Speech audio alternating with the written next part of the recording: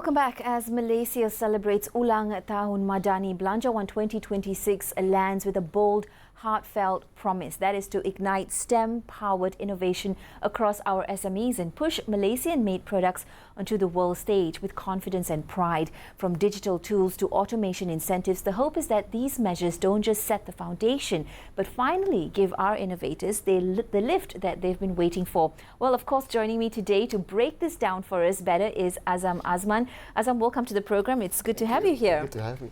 Thank you.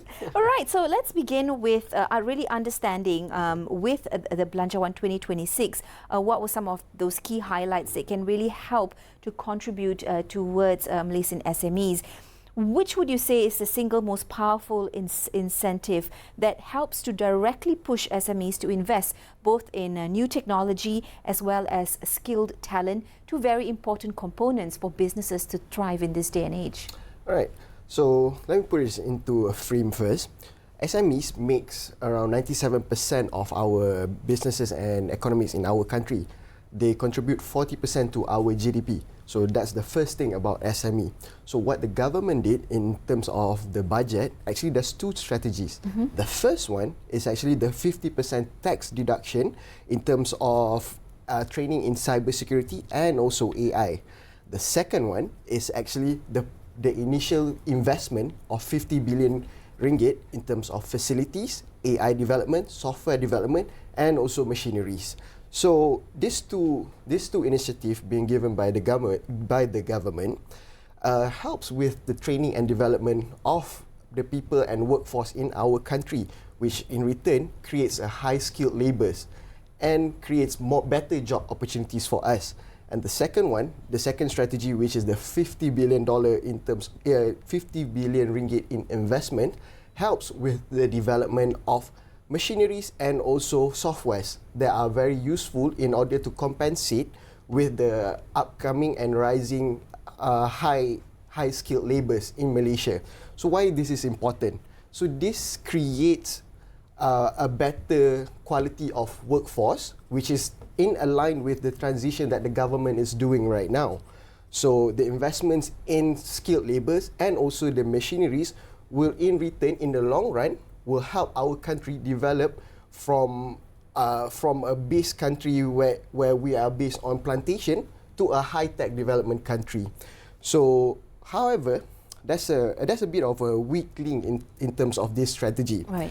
So, the first one is that the implementation of this true strategy comes across all Malaysians actually. That was my question actually, to jump in. It seems like these incentives and initiatives are wonderful, and why wouldn't any startup or SME or even MSME try to get into this space of utilizing this? However, is it true that there is a bit of a disconnect or gap in that messaging or the understanding of SMEs about what is made available to them and whether they can qualify or whether they can have access to it? Correct. This goes to the second point that I'm about to say, is actually in regards of the framework of e-invoicing actually, Jessie. So when we are talking about skilled labours, trainings and also developments given by the government to compensate to that in order to make our SMEs business much more competitive in terms of globally, is actually the methods of e-invoicing. So what is e-invoicing actually? So e-invoicing is actually a set of framework where it helps SMEs to profile their companies in terms of their financial report, their contribution to job creations, and also their creations to software and development. However, one thing about e-invoicing as of right now is actually a bit of a cost burden to SMEs due to the rolling cash flow. Okay. So when they want to implement e-invoicing, because e-invoicing is relatively a new thing for us, and it is a compulsory for SMEs in 2026. This is actually a bit of a cost burden to them. But in response to that, how much of support is being given to SMEs? All right. So, in terms of the support that is being given to SMEs, the government actually stated that there is grants that are available and also financial support that is available. So these two, in return, does definitely help to release a bit of a pressure in terms of the cash flow, where they could hire more skilled, highly talented labourers, and also further development of them. Well, of course, as we close in and move towards a brand new year as well, e-invoicing will be implemented in phases in 2026. So do take note of businesses out there who are looking to get on that program as well. Well, we've also talked a little bit about TVET and AI training, as you mentioned earlier, part of Belanjawan 2026. That is something that the government is looking at and to enhance, especially for businesses in the mix. Are these measures, AZAM, truly strong enough to fix Malaysia's STEM talent shortage? Because that's a pain point there, as well as to reduce the topic of brain drain. Yeah, all right. So basically the steps that are being taken by the government from TVET, HRD Corp, and also PTPK in terms of financial support really helps with the SMEs. However, this is important for all SMEs, which for example, those SMEs focusing in Klang Valley and also those SMEs that are in, let's say, Sabah and Sarawak, the distribution of training and also information must be at par in order for this support to be attained by all SMEs aligned throughout Malaysia actually. So this in return, if it is streamlined across Malaysia, then only we could truly align with the country's development plan, which is NIMP 2030 actually. Yeah. Okay, well, it's something just out about a couple of days ago is the fact that brain drain is still an issue that exists, but now there is a slight shift towards what is known as brain circulation. I think we'll come to that for our next discussion correct. here, Azam. But for ordinary business owners now, what does the new outcome-based incentive framework look like? What is going to happen in this aspect, and how will it help to ensure that big funds like the NIMP will really deliver and drive measurable innovation? So when we're talking currently, when we're talking about outcome framework, all right, which result in layman terms, no results equals no money. That is what the government is pushing, which creates responsibility for SMEs. So it's not simply the government giving fundings, but it's a responsibility that the government puts on SMEs actually.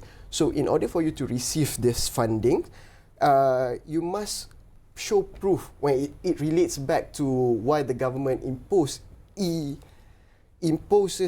e-invoicing actually, because the profiling of the company would help in terms of the exports that they are given, the jobs creations that they are having right now in their own company, and also the direction of the business as a whole. The way I see a few of these incentives that you've pointed out is that it all has a sort of effect on one another. Move into e-invoicing, upgrade your talent with AI and TVET, encourage better STEM talent. It's all very much linked. That's right. Correct. So in one sentence and in summary, Azam, what single metric will show whether Belanjawan 2026 truly is going to lift Malaysian SMEs, to be on the world stage, so to say, at the same time keeping growth balanced across, the different segments here in the country and in the region? Well, I'll put it in one sentence first. Inclusivity. All right. So why I said inclusivity? So in order for all this framework and strategies to be implemented and to showcase a result, it must not only focus in a high density areas such as Klang Valley or such as just in Johor, because inclusivity must come across all Malaysia, throughout Malaysia actually. So with the inclusivity of the whole country in terms of moving towards one goal, it will definitely benefit in the economics of the country in terms of job creation, producing high-skilled labour, and also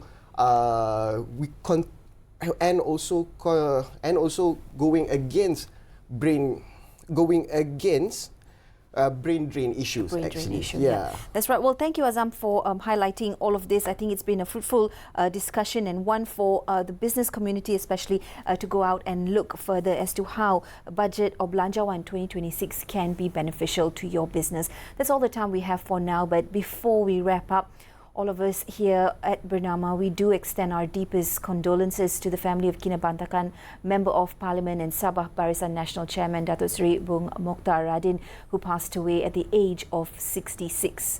Our thoughts are with his loved ones during this difficult time. Don't forget to follow and visit Bernama.com for more news updates. We'll see you next time. This has been The World on Bernama TV. Thanks for watching.